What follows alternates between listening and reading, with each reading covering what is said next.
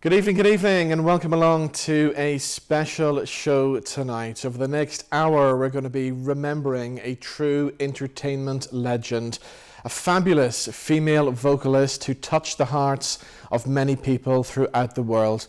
We're talking about Rosemary, who sadly passed away recently, and over the next little while, some of her friends, some people from the industry will be paying tribute to her, and we'll take a look back at some fabulous clips from the NVTV archives as well. So let's remind ourselves of that fabulous voice. Here's Rosemary.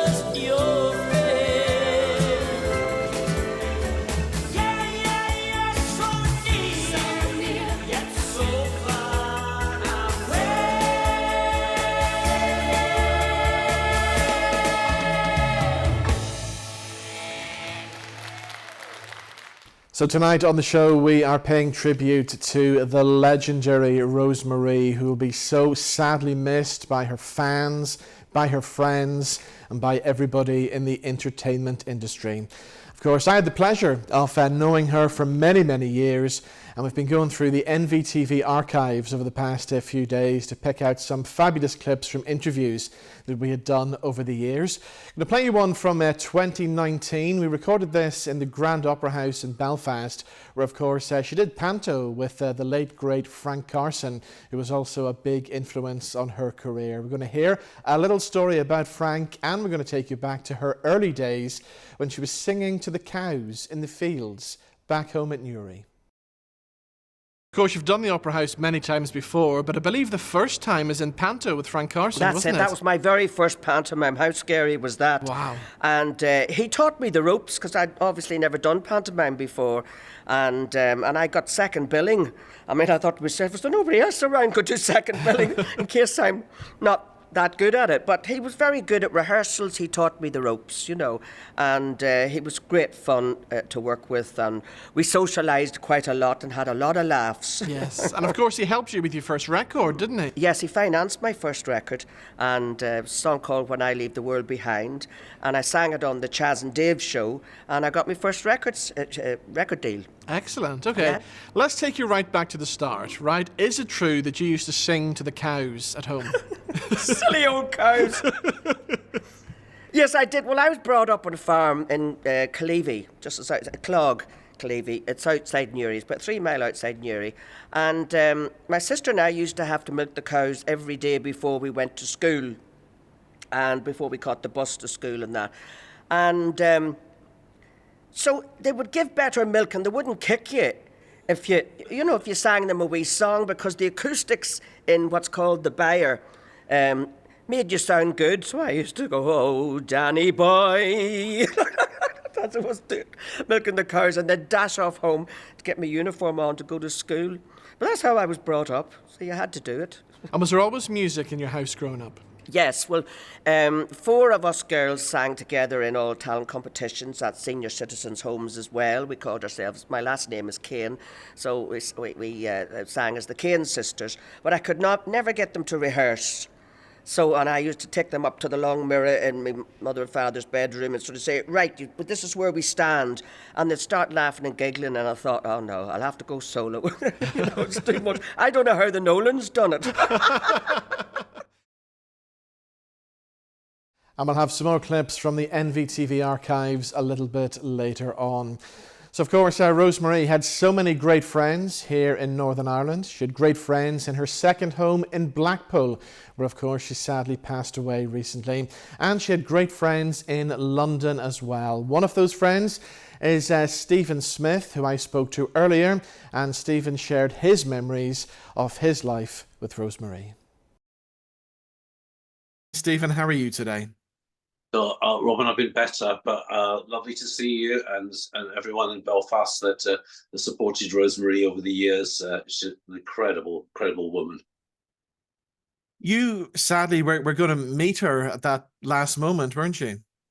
Well, Robin, it's just so devastating. A great agent who looks after Christopher Biggin, Sue Pollard, Jane Compton was going to take Rosemary on. We're going to relaunch her. She was going to go on the cruise liners.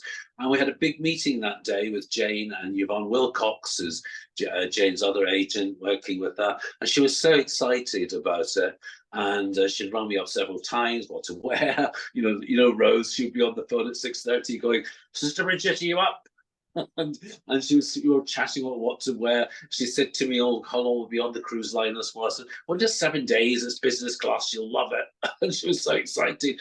So it was going to be a great day, and the sun was out. And Rosemary's PA Jordan rang me and said to me, "Have you heard from Rosemary?" And I went, "Funny enough."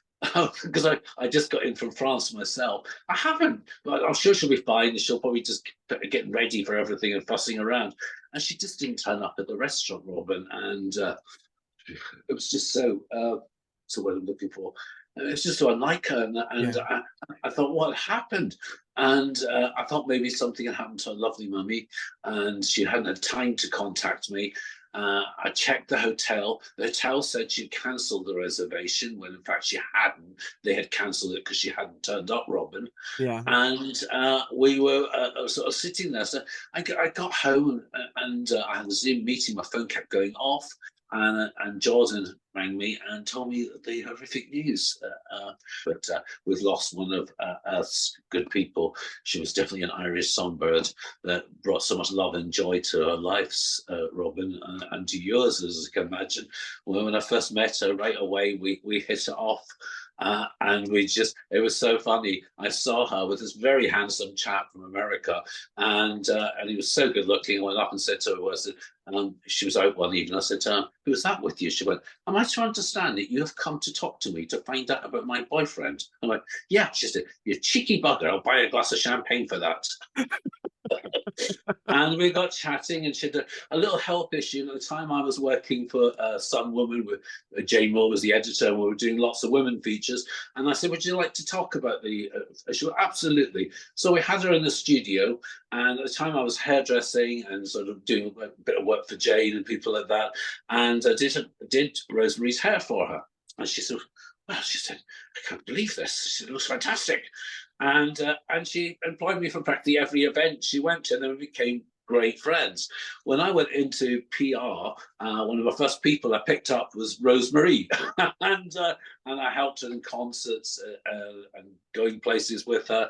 And she was one thing about it; she was so loyal to her friends, as you know. Yeah. She could be on one if she wanted to be, but she made you laugh all the time. I mean, I just didn't stop laughing with her. But it was that humor as well that made her such a star on TV. And if you think of the shows she was booked for back in the day, 20 million people were tuning in to watch Blankety Blank or the Des O'Connor Show. Yeah, she did, and also she went into acting. Yeah. She was in Doctors. I remember getting her an audition for a film. Christopher Biggs was starting, and I took her down for the audition. And I brought another actress, and she said to me, "Why have you brought another actress?" I said, "I want to give them two chances." And she went, "I'm never speaking to you again." And she got the part, of course, and she did movies.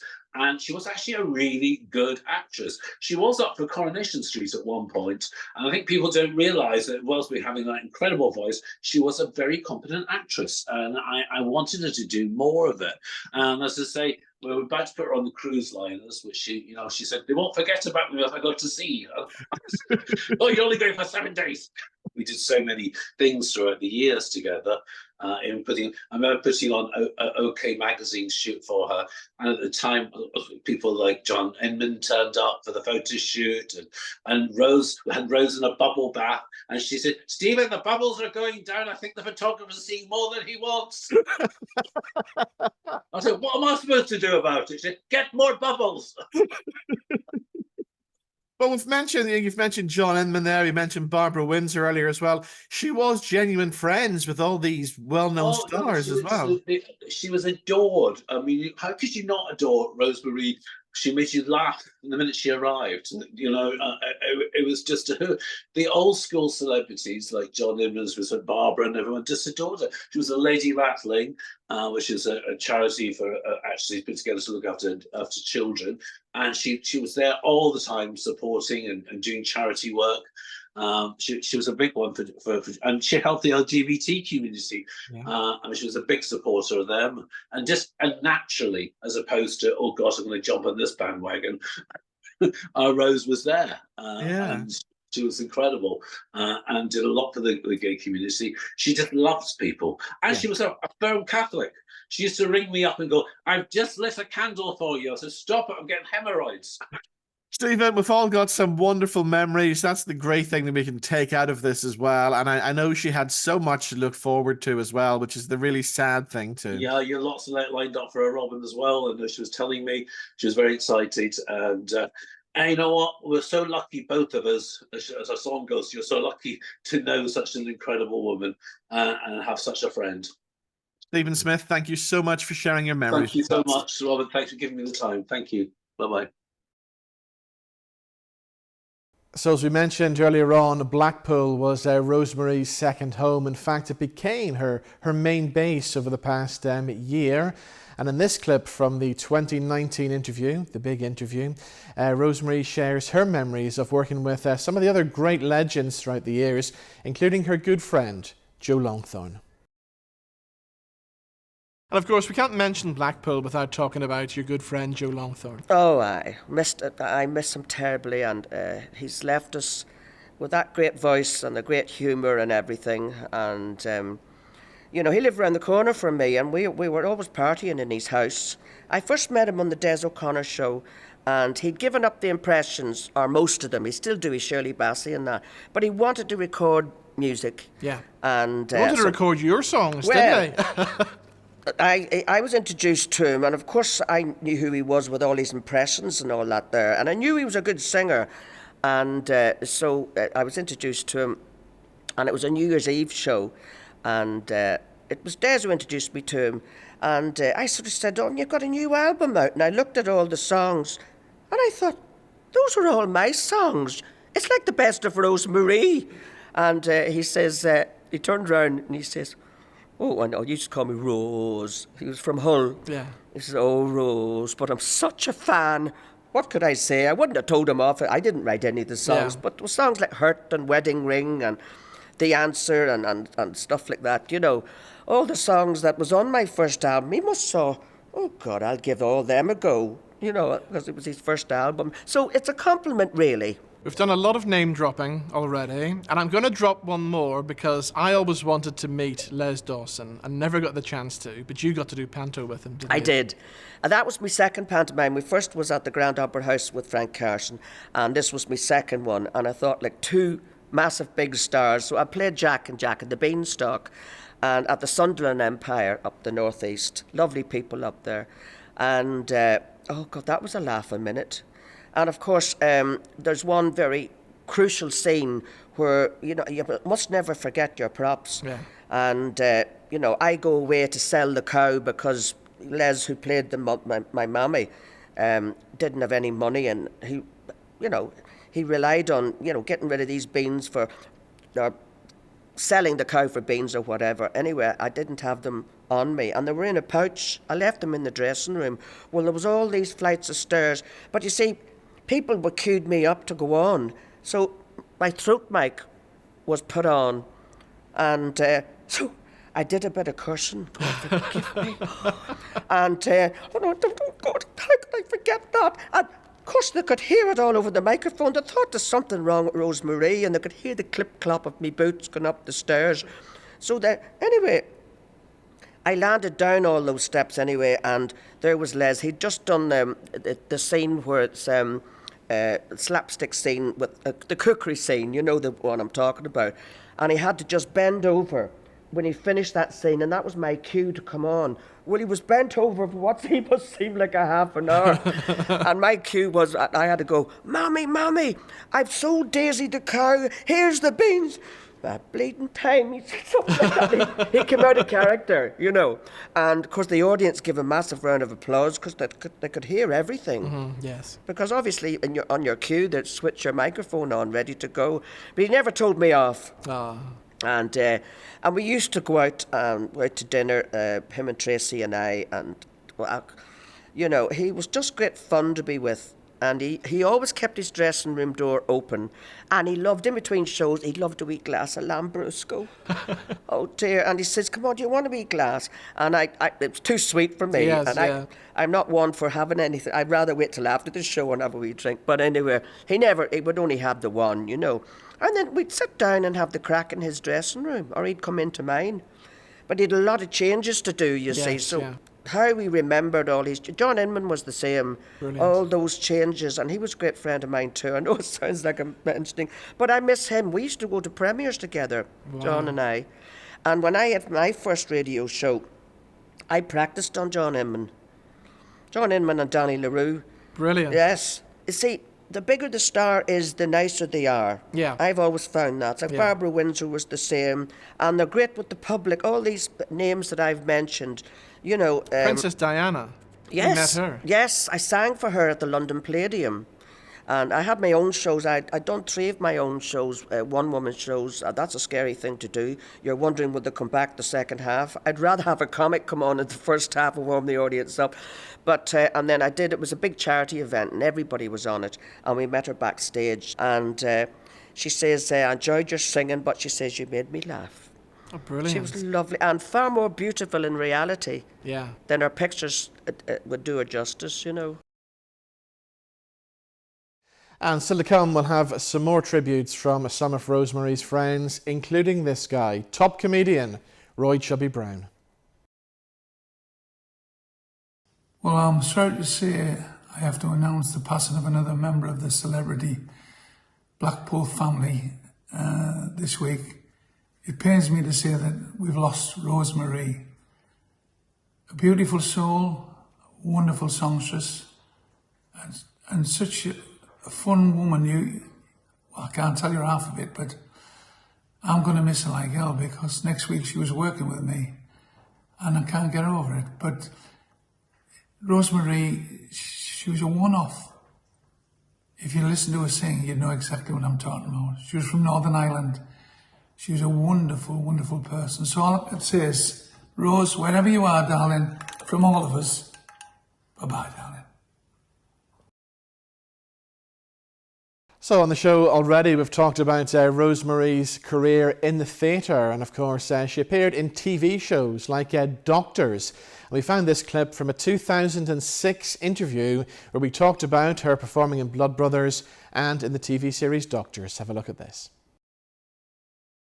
I have branched into the old acting. Did you not know? Well, I knew that because you did Blood Brothers. I remember hearing Yes, about well, that. I did Blood Brothers, played Mrs. Johnson in Blood Brothers for Bill Kenwright, and that was fantastic. I mean, that was a dream come true.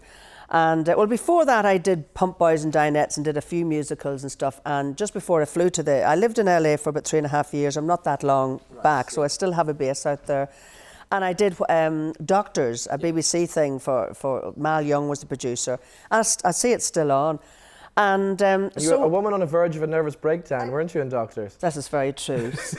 Typecasting again, you see. This is the thing, you know. Story of my life. I had a nervous breakdown getting here. Couldn't find Donegal Street, but I had another story. That's like a sitcom in itself. But yeah, so I went over to LA really to take acting lessons, and I enrolled in the Ivana Chubbuck School of Acting, which is where Halle Berry was discovered. And I never wanted to take acting lessons in the UK because being so well known, people still think of you just as a singer. Yeah. So I thought I'd, do it in LA, and because I wasn't as well known out there. And I learnt a great deal, So I got offered wee bits and bobs out there in sitcoms. So I'm now going back to it's a wee cameo role, so it's nice. Bits and bobs, just tinkling in there, you know what I mean? Keep my hand in there. So I love it. It's something different, And let's play another little clip from that interview from way back in 2006, where Rosemary was talking to me about appearing in Las Vegas. I still was very influenced by the country, the American, like people like Tammy Wynette and Billy Joe Spears and that. I never thought I'd end up touring with Tammy Wynette and all these great people, and I love Johnny Cash. And I saw a photograph of you and Johnny Cash on your website. What was Johnny Cash like? Oh, he was a fabulous man. That was taken in Switzerland. Right. And funny enough, I saw the movie of his life there not so long ago, but unfortunately it didn't take, the movie didn't take his life, it only took it up to a certain period in his life. And him and June Carter, I mean, she used to come out and lift her skirts up and do this jig on stage. And he was lovely. He was a very, very shy man. Yeah. And, but I never wanted to be predominantly a country singer. I always wanted to put sort of the rock in it and the big ballads, I didn't want to be sort of that sort of laid-back country. I'm very much a rocker on stage, I'm a bit of each one of them things. Country rock, the blues. I love the blues, and big sad ballads, torch songs, is really what my forte is. All right, you've played Vegas many times. That must be an amazing experience. It is. I mean, Las Vegas has to be seen to be believed. I mean, I lived there for almost a year, and it still is in many ways in a time warp, I mean, you keep seeing all these Elvis lookalikes running around, Tony Bennett lookalikes, and Frank Sinatra. Everybody wants to sing like all these greats, and they copy them. So it's very much like that. I mean, it's it's still show busy, but it's such a shame. I don't think it's like what it was years ago. A lot of it's like all these big production shows coming in now, and they're losing sight of a lot of them. Tom Jones still plays there, and so does Engelbert, who's a great friend of mine, Engelbert. And so thank God for them, because that's what Vegas is all about, And Gladys Knight was there when I was there, and then when she was at the Golden Nugget, and when she would have her Sundays off, I would play the Sundays. And but she's not with the Pips anymore, but she only has one Pip left. That's her brother. So that was very funny. He would come on in the middle of the act and sort of say, I'm the only Pip left. But she was fabulous, So there is still those great entertainers that, come back. But when you look at, I played the theatre that Elvis played, and when you see the statue of him there, and just the thoughts of, what Vegas is all about, I hope it never loses it completely, And there isn't too many Irish artists who get to play Vegas. I can think of yourself, and I spoke to Joe Dolan recently, and of course Joe played there as well. Did he? Yeah, you're one of the lucky people. Yes, there's not enough, I don't think, because a lot of Irish people go out there, Yeah. So there's not enough. But the great thing about playing Vegas is that you get a mixture of people from everywhere. Yeah. And you just never know who's in the audience. That's the great thing. Now, of course, over the years, Rosemary was a star in pantomime as well, appearing with legends like Les Dawson, Frank Carson, Clive Dunn, and many, many more. Well, in 2019, I got my opportunity to star alongside Rosemary in the pantomime Aladdin here in Belfast at the Crescent Arts Centre. I've been approached many times over the years to do panto and always turned it down because I was too busy around the Christmas period. But in 2019, I decided, you know what, I'm going to do a panto this year, and I'm going to do it on a number of conditions. The first condition was that I played the baddie part, that I played the part of Ebenezer. And the second condition was that I had my good friend Rosemary on stage playing the part of the genie in Aladdin. Somebody else who starred in the production was Daniel May. He was Aladdin, and earlier on today, Daniel shared his memories of that show with me. Daniel, how are you today? I'm well, Robin. I'm considering. How are you? We're coping. We'll get there. I have to say, it's got to be the most difficult show that I've ever done on television today, doing this tribute. But we have to do it. She deserves it. Let's talk panto. You played Aladdin up against her on stage. She was the genie, and I know the two of you struck up this very special friendship over the time, didn't you? Honestly, so whenever I think about it, the panto itself was only 5 years ago, but I honestly feel like I've known Rosemary a lifetime. And it was such a short run, but we had such a quick connection and struck up a friendship that lasted from then right through till now. Tell us about the show, because you kind of took her under your wing and everything, didn't you? And it was a special time to watch that. It was a special show to be involved in, wasn't it? I'll say I was fortunate that I had been doing a string of pantos and shows in succession up to then, so I was very well adapted to picking up a new script and dancing and whatever. But it'd been a few years from Rosemary had done a panto, and she'd never done Aladdin before, so I think both were kind of daunting to her. But she was itching to get on stage, but bless her, she just could not get her lines to stick.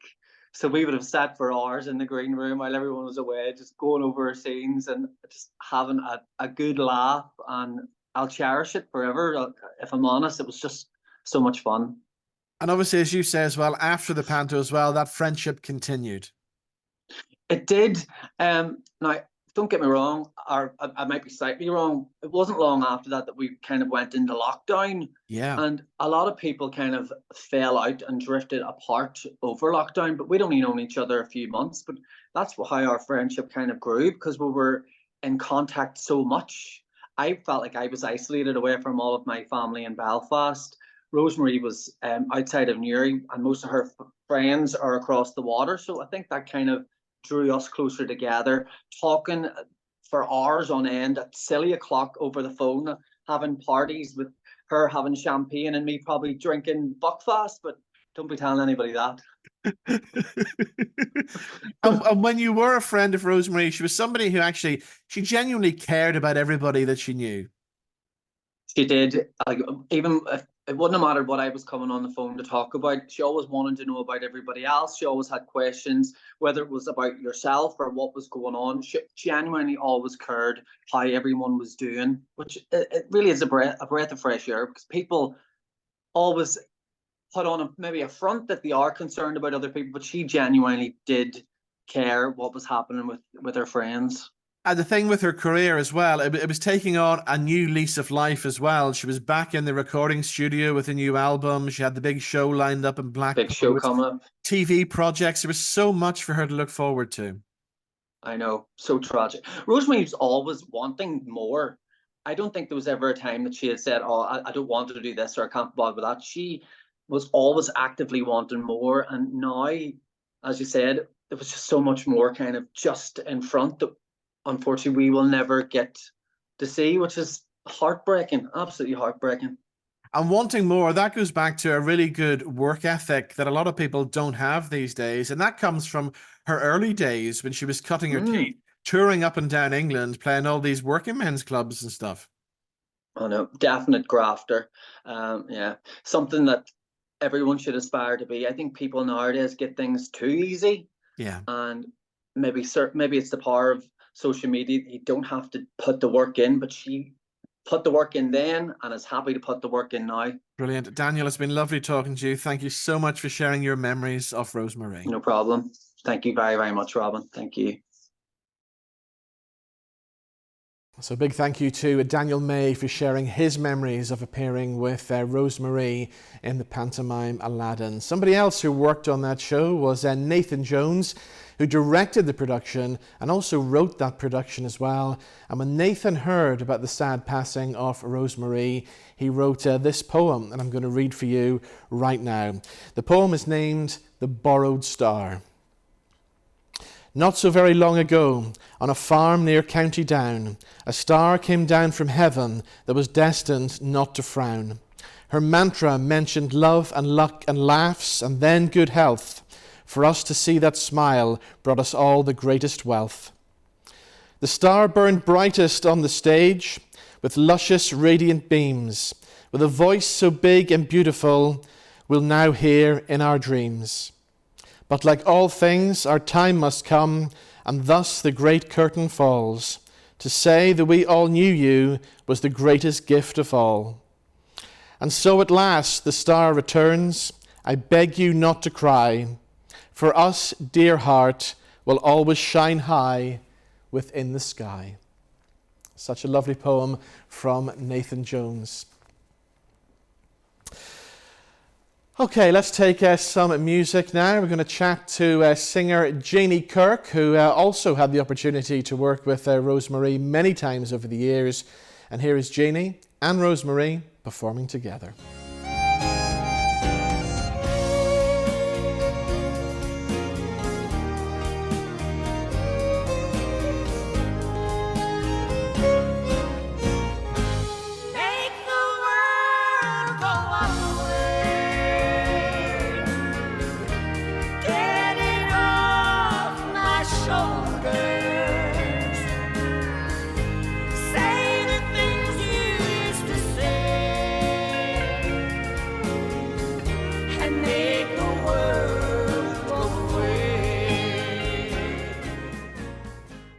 That's Rosemary performing live on stage with Janey Kirk, and I'm pleased to say Janey can join us now. Janey, how are you today? I'm fine, Robin. Thanks very much for inviting me here today. Yeah. Thank you for joining us. How do you feel watching that clip? I mean, you got to share the stage with a great lady yourself. Yeah, well, when I first met Rose, I was working in Blackpool actually at the time, and I was recording for a program called Music Express, and I had the job of, one of my jobs apart from singing there was doing interviews with famous people, and one of the first people I thought about was contacting Rosemary, because, you know, like most people of my era, her parents played her many CDs in the car, and so I was brought up with her music. So when she agreed to come along and do that interview and perform on the show, I was absolutely over the moon. And obviously I'd never met the woman before, I'd only heard her sing. So when she came along, and I had to do a bit of research, as you know, for her to do the interview, and I was blown away with this woman's everything that she'd done, from, you know, singing all these royal variety things, and was meeting and singing with Princess Diana, and everything that she achieved. And that was a good 10 years ago, and she's done a lot since then. She was always so driven, you know. When I met her, she had this larger than life personality, and that was just natural for her. She didn't put that on. There was no airs and graces with her. She was just naturally bubbly, and she made you feel happy. So when we got doing the interview, she told me everything about, you know, from the beginning, how her friend Frank Carson, who she totally adored, he funded her career. He funded her first song, which was a hit, and from then she never looked back. And we got along. Yeah, I think everybody that meets Rosemary, just instantly you become friends. And we kept in touch, of course. And, you know, a few years later, not too long after it, I asked her off the cuff, Rose, would you like to do a recording with me? And she, yep, I would love that, Janey. And she did. And we arranged it basically within 2 or 3 hours. And as you know from the interview as well, she was kind of that old school showbiz. She knew how to play the game, and you knew when you had her sitting there beside you, you were guaranteed to get TV gold. She was so easy to talk to because she had so much content to deliver. You would just mention a little bit about her career, and off she would go and tell you, you know, she knew how to captivate an audience even when she was talking to you. Yeah. And that was and I do believe that the BBC were going to be making some kind of a tribute show to her. I'm hoping that obviously that will now still go ahead, and we can still have that and keep the memory of Rosemary alive forever, really. Exactly. Well, Janey, thank you so much for sharing your memories of Rosemary on the show today. My pleasure, Robin. Thanks very much. Thank you. Now, did you once know that Rosemary had her legs insured for £1 million? It's a true story. And here she is, back in 2019, telling me the story. Right, tell me this. Is it true that you once got your legs insured for £1 million? I did. Well, it's a long story, but I'll try and keep it short, Robin. I had an album out, Teardrops and Romance it was called, and I had a gypsy dress on, and I was posing like this here, you know, like you do. And I lifted, it was all lace, and I had it up like this here, and I'm posing like that there. And I was showing a wee bit of cleavage and a bit of leg, but not too much. But anyway, it went out on all the posters to promote the album. It was a big tour. and I was singing at in Lewisham, which is South London, and my agent rang me and he says, there's uproar. He says they don't want that picture up. There's the loony lefts, you see. Yes. Sure, I didn't know what loony lefts was. I'm not politically minded at all. And he sort of said they want us to put a head and shoulder shot up. And next thing, the local paper got hold of it, and then the Sun newspaper got hold of it, and it was big news, like, you know. And I got a police escort home. Yeah, it was scary, Brilliant, yeah. you know, and because they thought there might have been some unsavoury people in the audience, Yes, you know. Yeah, so my agent got a phone call from a well-known insurance agency, insurance company rather, and sort of like they did the deal. And my manager at the time, Tony Cartwright, he's left us now. He was a great deal maker, and he said, if we do this deal, Rosemary has to watch that she doesn't trip over any wires on stage, she doesn't do any horse riding, she doesn't ride bicycles, because then it's null void. Well, I don't do any of them things anyway, but I've fallen on stage a couple of times. I'm always looking for wires. Yes, yeah. When you wear heels, you know, you got to be careful, like there's white wires that you can see them. So I says, I don't do any of them things anyway.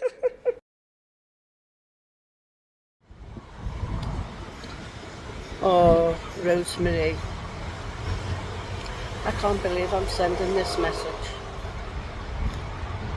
You were a beautiful woman, and only a couple of weeks ago we were all sitting, laughing and joking, and now I'm sending this message. I just can't believe it. I'm in utter shock. You had the most beautifulest voice. You oozed showbiz. You were it. You were absolutely 100% perfect in everything you did. You're beautiful, you always looked immaculate, and I'm really, really gonna miss you. So, it's so sad that this has happened.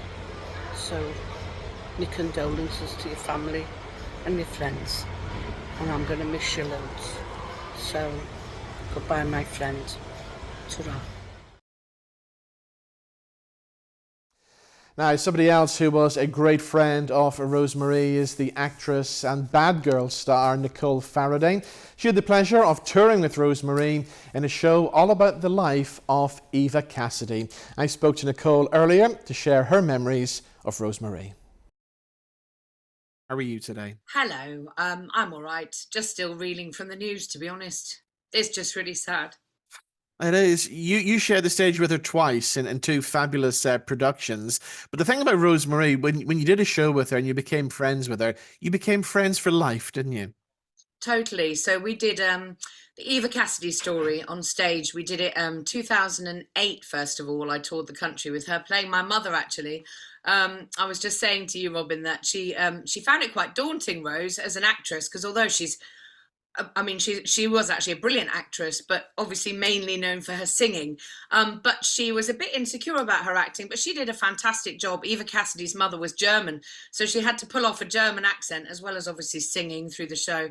And from day one of me joining the show, because actually I'd played Eva Cassidy before, done the tour, then I was doing Bad Girls, the musical in the West End. Then Faye Tozer of Steps took over from me playing Eva Cassidy. She left early because she was having a baby. So I joined the tour kind of halfway through when I met Rosemary. And she was just from day one so welcoming to me and just so lovely. Like there's certain performers who are so full of themselves. They don't really like sharing the stage with people. But from literally the first day I met her, she said to me, Nicole, you've got the most beautiful voice. I'm really excited to work with you. She said to me, oh, you know, you're acting. I'm learning so much from you as an actress, because acting was never my original thing. But she did a brilliant job and she just made me feel so welcome. And yes, when you're touring the country, we toured all around the UK and Ireland. We did that tour, then we did it again in 2013, so a few years later. But we'd stayed in touch all through that time. And as you say, you become friends for life. But also, I think from being on tour, doing one-nighters here and there, you're kind of thrown together. You're travelling the country in a little minibus. Yeah. You know, you're in random parts of the country. You might not know anyone else, and so you go out for meals together, drinks together. You just really get to know each other, and she really was a friend for life, and I used to tease her because of the fact that the first tour we'd done together, obviously she played my mother. I used to call her Mammy, and call her Mammy when we were out and about. She used to go, "Get away with you. I'm not old enough to be your Mammy." I can still hear her voice. Like, I love teasing her. Obviously she wasn't old enough to be my mother, but you know, it was great crack. And I used to love the reaction I got. "Hey Mammy, how are you? I'm not your mother." There's just so many people that I've met from either supporting Rose at one of her concerts or through us being sociable out and about. Because as you say, you get celebrities who only go to celebrity parties, but Rosemary and I had an awful lot of time together where it wasn't anything to do with being a celebrity. It was just meeting up as friends or celebrating each other's birthdays or just getting together. And the amount of my friends that were just, you know, in awe of her, like loved meeting her. Like she sang, she stood on the table and sang like a big tribute to me at my birthday party. And everyone was like, "She's incredible. She's amazing, this woman." I mean, I've got so many amazing, fond memories of Rose. It will never, ever leave me. I'll never forget her standing on a table in a pub somewhere on tour with an accordion, singing like really, really loudly, whether people wanted to hear it or not. I mean, she had a beautiful voice, but sometimes she just launched into a song when you're just out somewhere and most unexpected. But people were always like, "Wow, she's kind of a force to be reckoned with," and I loved her dearly. There's always going to be wacky stories when it comes to Rosemary. I wanted to tell you something actually.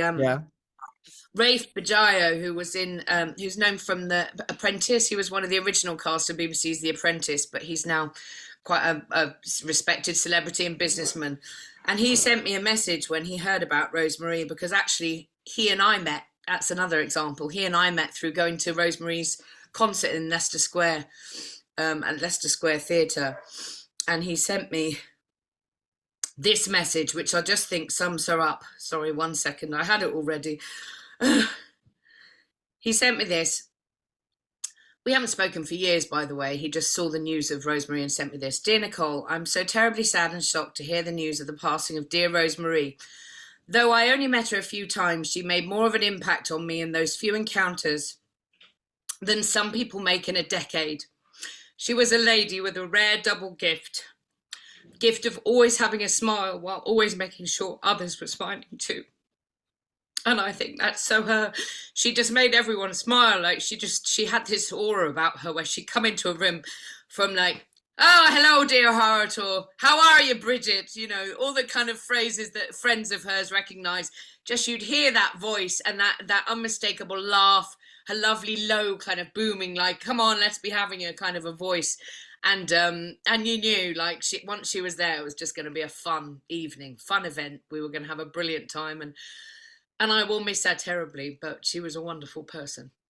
She was. Nicole, thank you so much for joining us. Thank you. Now, back in November last year, I had the pleasure of presenting Rosemary with a Lifetime Achievement Award at the Local Woman Awards at the Europa Hotel in Belfast.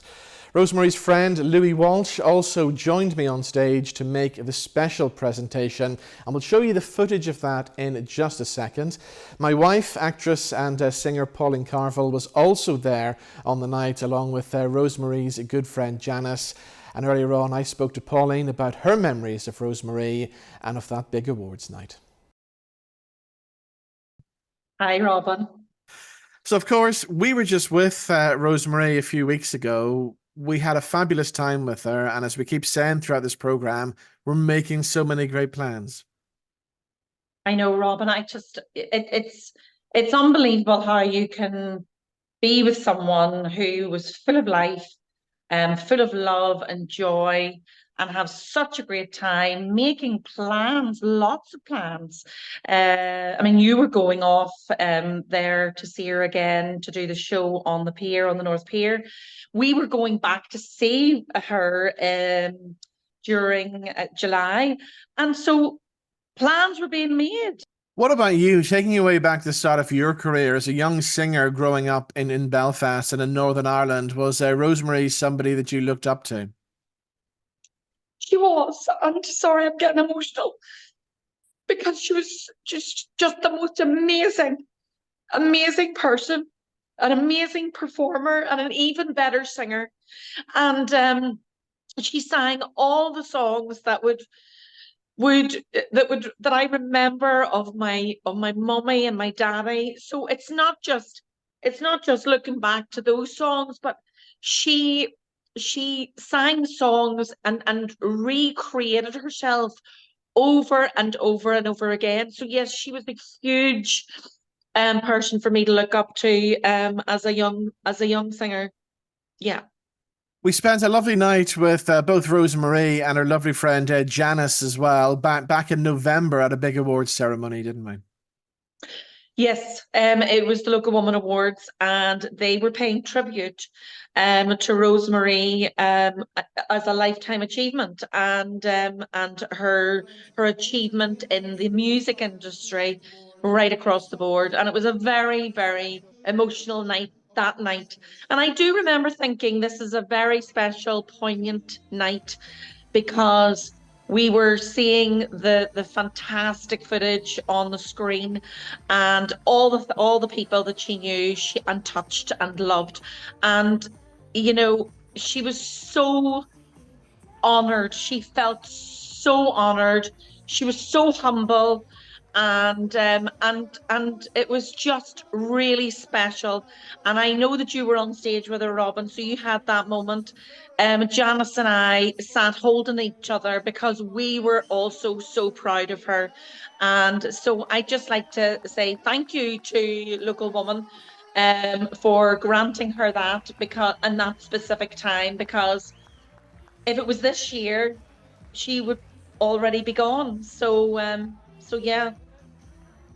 Well, we have that footage from the Local Woman Awards standing by. We're going to play it now. In the meantime, Pauline, thank you so much for joining us. Thank you. And Robin, I had to just say, I've put on a bit of bling especially for her. Rosemary, this was especially for you. I love you, Rosemary. She's an absolute national treasure, the one and only Rosemary. How are you, my darling? I'm good, great, excited, Robin. I really am. I can't believe it. I've got tears in my eyes and I'm shaking like a leaf. Oh. And you know, the thing is, Rosemary, I had to lie to you all week to get you here, thinking you were coming for dinner and to maybe present an award, and you got the big one tonight. I can't believe it. Yeah. I'm gobsmacked, as they say. We saw some fabulous clips there of you singing. We saw clips of Les Dawson, the lovely Bobby Ball as well. When you see things like that, it must bring back a lot of memories. Yes, and dear friends of mine, and a big part of Blackpool, which is where I now live. I'm home very often, though, to see me mammy. And that brought tears to my eyes. Yeah, to see Bobby and Les, you know. And they started off their careers in Blackpool and Manchester and all that there, you know. So two good northern lads, you know. Exactly, and of course, that's where you kind of cut your teeth, kind of the working men's clubs up north. I mean, that must have been a tough gig. Well, I started off in Blackpool, and now I'm back there again, you know. And it's just, it's a great town, a great place for entertainment, you know. And so I cut my teeth there, you know. Exactly. And and I love it. I love it there. But I'm home often, so yes, I am. Yes. You're home tonight in the Europa Hotel, which again is like a second home for you, really, as well, isn't it? Yes, I love it here, Robin. And the staff are fantastic, and I just love it. And you can go across the road and go into the Crown. Yes. You know, I've got my PA with me tonight, and she's from Blackpool. And she says, I've got to get loads of photographs of the Crown, she says, you know. So she's very sentimental about Belfast, you know. So, yes, it's all good stuff, Robin. Good. Now, tonight on stage as well, Louis Walsh joined us on stage. And the last time the three of us were together, we filled the Winter Gardens in Blackpool, didn't we? We did indeed. Louis is great fun. It was so lovely to see him again tonight. It really was, you know. And we always have a good laugh and take the mickey out of one another all the time, you know. So it was so lovely to see him. And is it true that he turned you down once? Yes, I was only in my 20s, and I asked him would he be my manager, and he said, you're far too old. He says, I only do young pop stars, and I was only about 21. So he can get away with that, you know what I mean? And there's still hope yet. You never know. Yes. I want to talk to you quickly about new music as well, because you've been working away with your friend Trisha Penrose, who we all remember from Gina the Barmaid and Heartbeat. But the two of you recorded a fabulous version of I Know Him So Well recently, didn't you? Yes, we did, and it's been very well received, and we hope to get a record deal on it in the next few weeks. And we're going into the studio again next week, and we're going to do another track, another duet together. So looking forward to that. She's great to work with and a dear friend. Yes. Brilliant. Rosemary, once again, congratulations and enjoy the rest of your night. Thank you, Robin. And what a fabulous night that was. We're going to finish off with a big song from the lady herself. Thank you so much for watching this very special tribute to a true entertainment legend who touched the lives of so many people who are watching this show right now. So Rosemary, thank you so much for all the entertainment down through the years. Thank you so much for all the great memories. Thank you for being a friend. And like everybody watching this, we shall miss you so much, dear heart. Night, night. So, lighting man, if you could give me some nice romantic lighting for this lovely wee Irish ditty, please.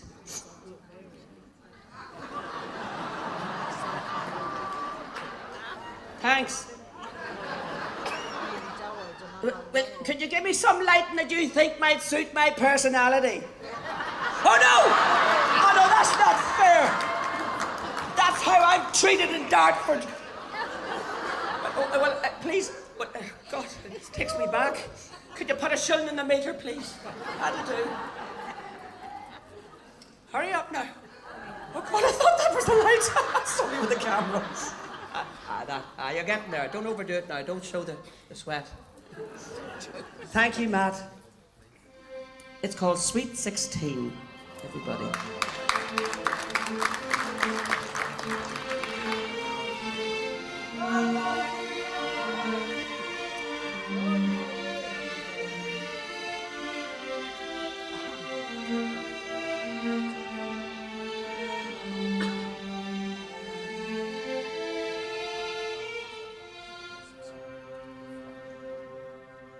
When first I saw the love light in your eyes,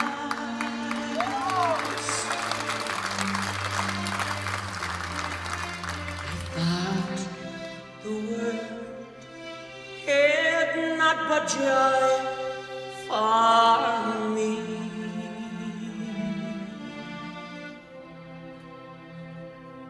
And even though we've drifted far apart,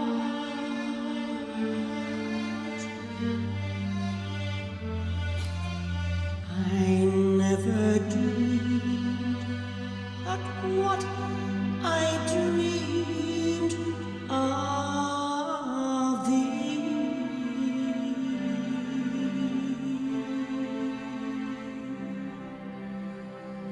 I love you as I've never loved before.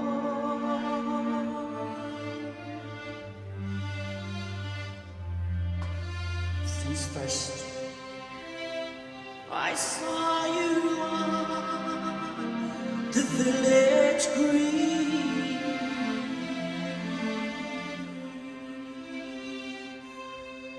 come to me, hear my dreams of love and all.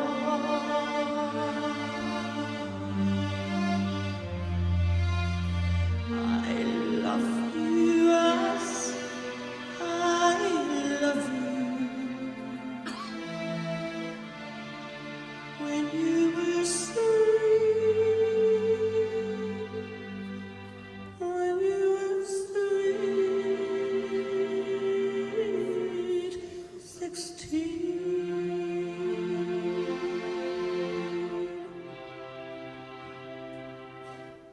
I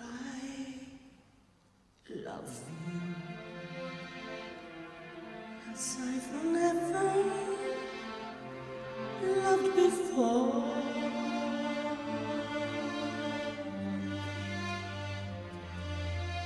since first I saw you on the village green.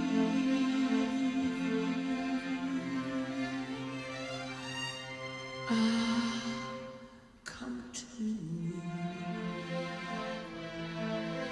Hear my dreams of love alone.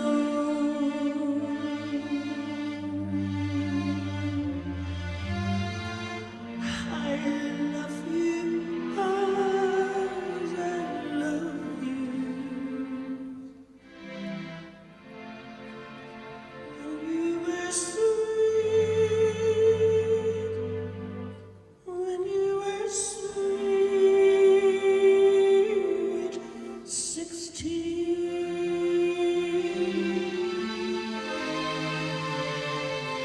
Yes.